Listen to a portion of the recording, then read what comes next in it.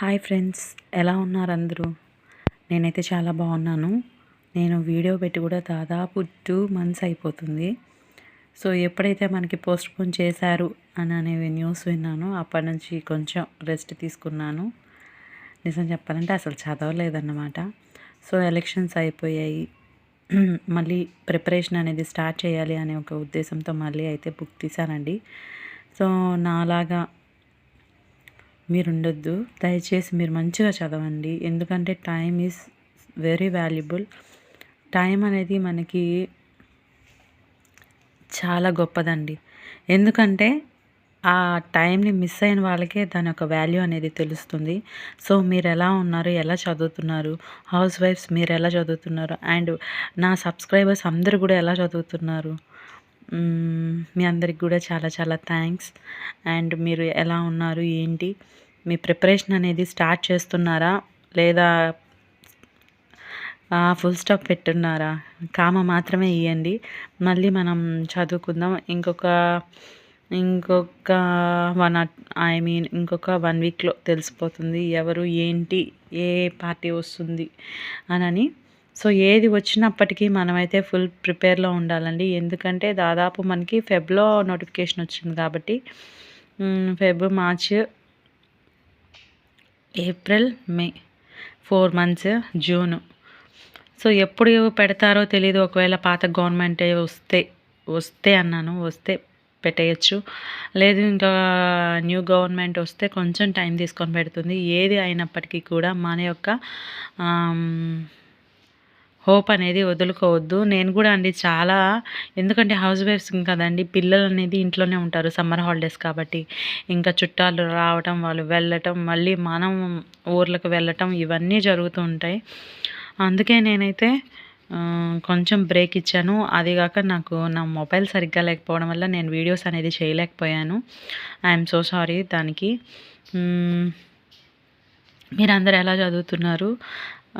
బాగా చదువుదామండి. ఎందుకంటే వచ్చిన చివరి అవకాశం కాబట్టి. ఇప్పుడు మనం కొంచెం ఏం చదువుతాంలేబ్బా అని అనుకుంటే మాత్రం ఇంకొక 4 years ప్రతి ఒక్కరి మాటలు పడాల్సి వస్తుంది. నిజంగా ఒకానొక టైంలో మనం బాధపడాల్సిన స్థితి అనేది వస్తుంది కాబట్టి మనం బాగా చదువుతాం. అండ్ మీరందరూ కూడా చదివే వాళ్ళు, కంటిన్యూస్గా చదివే వాళ్ళకి చెప్పనవసరం లేదు. ఎందుకంటే వాళ్ళు ప్రిపరేషన్లో ఉంటారు కాబట్టి. అంటే మాలాగా హౌస్ వైఫ్స్, ఇంకా వర్కింగ్ చేసే వాళ్ళకి కొంచెం ఇబ్బంది అవుతుంది. సో అలాంటి వాళ్ళకి కొంచెం సజెస్ట్ చేస్తున్నాను. ఓకే అండి. నేనేం చెప్పాలనుకుంటున్నానంటే, ఇదిగోండి ఇక్కడ సిలబస్ పేపర్ పెట్టుకున్నాను కదా, అసలు ఏంటి క్వశ్చన్స్ ఎక్కడి నుంచి వస్తాయి ఏంటి ఇవన్నీ నేను చూశాను. లాస్ట్ ఇయర్ ప్రీవియస్ పేపర్లో అయితే ఎక్కువ ఇంటర్మీడియట్ నుంచి ఎక్కువ క్వశ్చన్స్ అడిగాడనమాట. ఇంటర్ నుంచే వచ్చాయి. ఇది 12, ప్రీవియస్ పేపర్ 12 ఇది.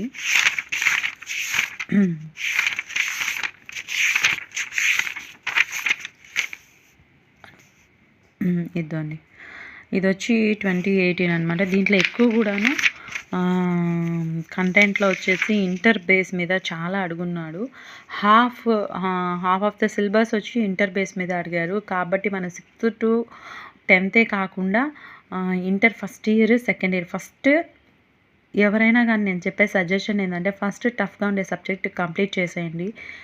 అదే ఫస్ట్ ఇంటర్ సిలబస్ కంప్లీట్ చేసుకుంటే మనకి కొంచెం బాగుంటుంది. ఎందుకంటే 10th సిలబస్ వరకు ఆల్రెడీ మనం టచ్ బాగా చేస్తున్నాం కాబట్టి. నేను ఇచ్చే సజెషన్ అదే అండి. ఫస్ట్ ఇంటర్ సిలబస్ మీద ఫోకస్ పెట్టండి ప్రతి ఒక్కరిని. తర్వాత మెథడాలజీ మీద. మెథడాలజీ అంటే ఫుల్ గ్రిప్ పెట్టుకొని ఉండాలి మెథడాలజీలో. అలా అయితేనే, అంటే ఒక్క క్వశ్చన్ కూడా పోకుండా మనం చదవాలన్నమాట. అలా అయితేనే మనం గెయిన్ అవ్వగలం. ఇవన్నీ ఆల్రెడీ ఒకసారి చదివేసి ఉన్నాను. మళ్ళీ ఒకసారి రివిజన్ అనేది చేయాలి. ఎందుకంటే ఒకరోజు గ్యాప్ ఇస్తేనే మనం మర్చిపోతాం. అలాంటిది 2 months గ్యాప్ ఇచ్చాను కాబట్టి సో కొంచెం చేయాలి. ఇంట్రెస్ట్ అనేది రావటం లేదు. ఏం చేద్దాం చెప్పండి, ఇంట్రెస్ట్ అనేది రావటం లేదు. బట్ నేను మోటివేషన్ చేసుకొని ఇంట్రెస్ట్ అనేది తెచ్చుకోవాలి. ఎందుకంటే మనకి జాబ్ అనేది చాలా చాలా అవసరం కాబట్టి. సో నేను చెప్పేది ఏంటంటే ఫ్రెండ్స్, మీరందరూ కూడా ఫస్ట్ ఇంటర్ సిలబస్ మీద ఫోకస్ చేయండి. ప్రీవియస్ ఇయర్స్ క్వశ్చన్ పేపర్స్ చేయండి. అలాగే సిలబస్ అనేది బాగా చూసుకోండి. సిలబస్ మీద ఒక ఐడియా అనేది వస్తేనే మనకి బావుంటుంది. సో, మీరందరూ కూడా మంచిగా చదవాలని, ఒక మంచి జాబ్‌ని గెయిన్ చేయాలని ఆ దేవుడిని మనస్ఫూర్తిగా కోరుకుంటున్నానండి. Thank you.